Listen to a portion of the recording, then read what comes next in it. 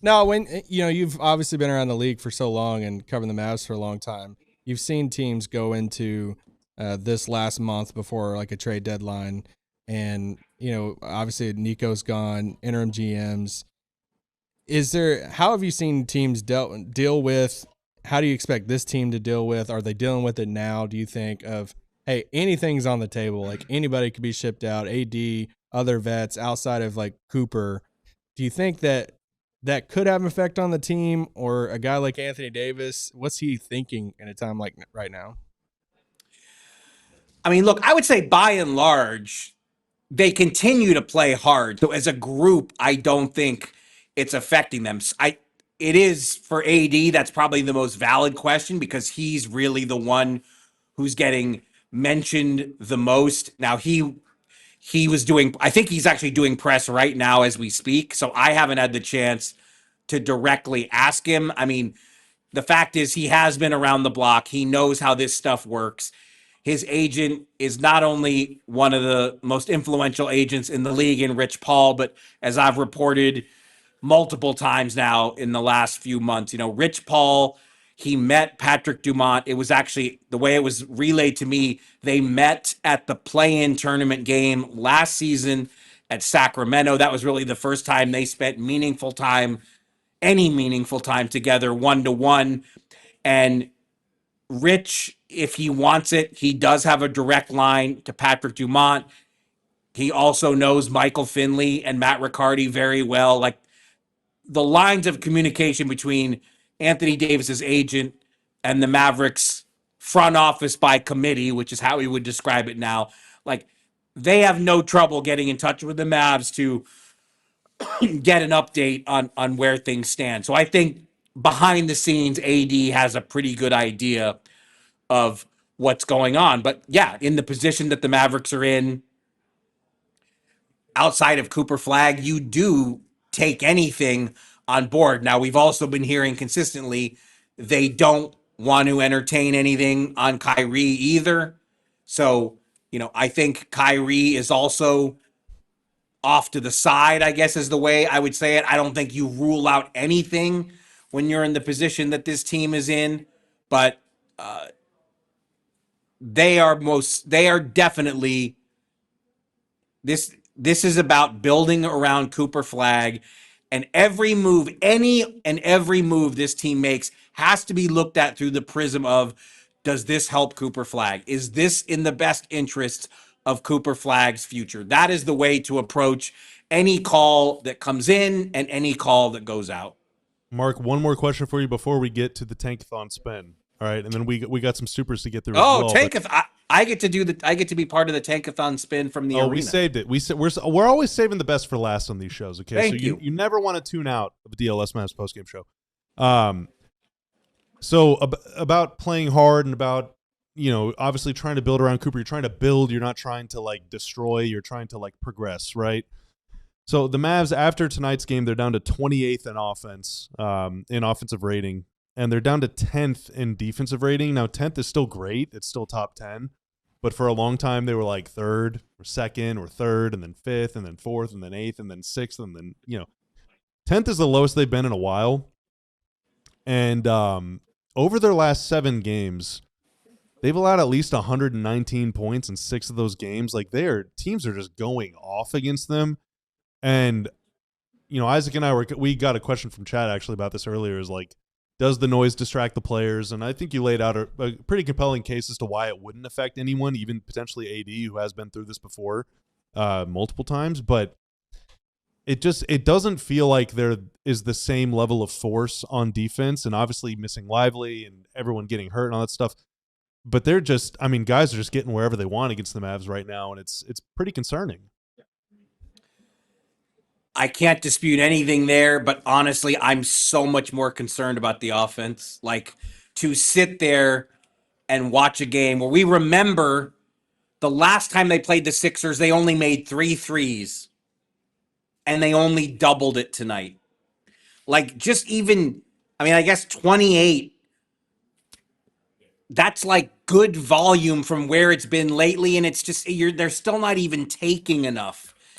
And this is one of the things that the lack of real good point guard play is hurting this. Like the shot creation is just, the 3-point opportunities are not being created.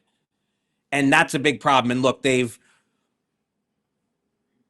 go when they go to be Will. I mean, his speed is breathtaking too.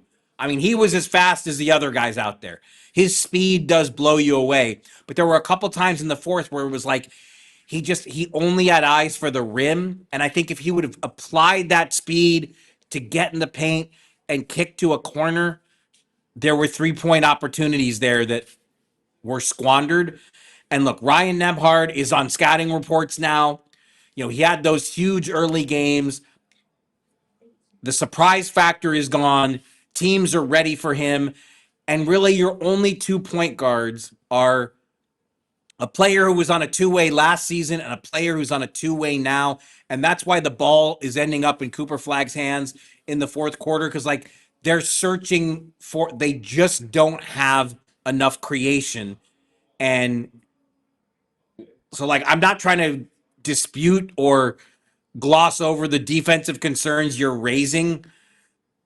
But, like, the thing that jumped out to me tonight again was just like didn't they take 1-3 in the first quarter? I think one. Yes, Yeah. one. Now they did have 28 points in the paint in the first quarter, 26 or something, but still, yeah. 1-3. I mean, that is hard. I mean, again, we're not talking about the makes. We're talking about the takes. That's hard to do, to only take one. In 2020, we're in 2026 now, Bobby. So the offense stayed bad. The offense has stayed bad. The defense is getting worse, and everything is fine. Everything is fine. One more before Tankathon. Yes. Isaac, you are so polite. Well, we're on, already man. past the 59, so what? we're good. So what? We can keep going all night. Overtime. Last one for me. You're obviously in the arena. You talk to people all the time outside the arena, but once you get into the arena, you get to talk to all the people before the game, after the game. What's the conversations that's happening right now around, whether it's people with the team or other people at the game, scouts, whoever? What are those conversations happening? Yeah, look, a lot of people have a lot of questions for me because they know the Mavs are open for business. So a lot of teams are curious on how it's going to play out. I mean, you almost, I say this even though I just realized that today I posted a story on my Substack from Jake Fisher that didn't have the Mavs in it, so I'm kind of contradicting myself a little bit. But it will be very rare. Stuff coming out tomorrow, right? It will be very rare that you read any kind of trade report between now and February 5th that doesn't have a Mavs mention or a Mavs section in it. And yeah, so when I run into people from other teams, they are naturally very curious. They want to know, what are you hearing about where the Mavs are going? Although, I mean, I feel like I'm constantly reporting on it, so I think they kind of know what I'm going to say. But yeah, they're like the Mavs. They are not discouraging anyone's calls. They are open for business. And that, you guys brought up something that, maybe I'm insensitive to and don't cover enough. I'm sure it's not fun for the guys on this team. I mean, they know that this team, tomorrow is 11 months since the Luka trade. God. And so it's been a very rough 11 months. This team is 12-23. And outside of Cooper Flagg, very much looking like the rookie of the year, there is not a lot that has gone right in those 11 months. So everybody around the league knows it, understands it, and yeah, the Mavs, everyone wants to talk Mavs. Including us. Every single day. Across multiple shows. Yep. Always listen to Locked On Mavs after you listen to the DLLS Mavs podcast. Yeah. Okay, it's time. It's time, baby. Tanner, fire up the web browser. Will I be able to? I can sort of see. I can't. Oh, what? Yeah, I can sort of see. What a scene Tanner's concocted. All right, so we're about to do our daily Tankathon spin, folks, to give you an idea of the situation. With tonight's loss and with the Clippers win, or are they still playing? Oh, I haven't seen the Clippers game. So the Clippers are 11-21. Mavs are 12-23. So the Mavs have actually passed up the Clippers in lottery odds. They are all the way up to number 7 now. Tied actually with Brooklyn and Charlotte, but they just have played way more games. The tank is working. So the Mavs currently have a 32% chance at a top 4 pick and a 7.5% chance at the number 1. If the Mavs win this overall. tankathon spin, does Isaac have to join us permanently? I will let Isaac take that up with GM Ben. I am not allowed to answer that. Clippers still playing, by the way. Clippers are still playing. All right. Yeah. So are they winning? Now it's like a tied game with Jazz. Let's go Clippers. Let's go Clippers. All right, but most importantly, let's go Mavs and let's go Tanner. Tanner, hit that sim in 3, 2, 1. I'm feeling it. This is the one. Oh, they did it! They did it again! Did they win? The Mavs They win. win the lottery. No way. The Mavs did it. I can barely see this thing on my setup here. They actually are they won the number 1 overall pick. They win the number 1 overall pick. This is the first time they've ever gotten number 1. Not ever, but we've done Isaac 8 Harris, spins. congratulations. You have been traded to DLLS. The DLLS. Yes! But just like last year, the number 2 pick really sucks. The number 2 pick sucks. OKC moves up. We don't like that. We don't need that. We don't want that in our lives. But the Mavs move up to number 1, and Tankathon has them taking Darren Peterson number 1. How about that? How about that? Uh-oh. Oh, the camera battery died. Keep watching. We're fine. We're fine. Everyone is here. Everyone is still here. So this means 2 things. 1, Isaac Harris, you got a new job. Ron and Mark, you can never come to the office again. And Kevin Gray, I guess you're just on vacation forever. And that's how we're going to do this. Mark, your thoughts and feelings. DeBonsa. That's my thoughts and feelings. I agree. I agree too. I agree. Yeah. I think it's unanimous here. I feel guilty that I couldn't react with the requisite shock and glee because, like I said, Ecamm it's so different now on my setup that like I could barely see this. I could see that Tankathon was on the screen, but I couldn't really see what happened. So I feel like I missed out on the moment a little bit. No, not at all. You guys were more reserved than I would have expected. Well, I was popping off pretty good, but then I realized that you weren't popping off, so I was like, all right, well, I got to bring it. You scared me I a got to little bring bit. it back. Well, I did say also, whenever the Mavs won the actual lottery, I just said, they did it, Yeah. they did it, over and over again.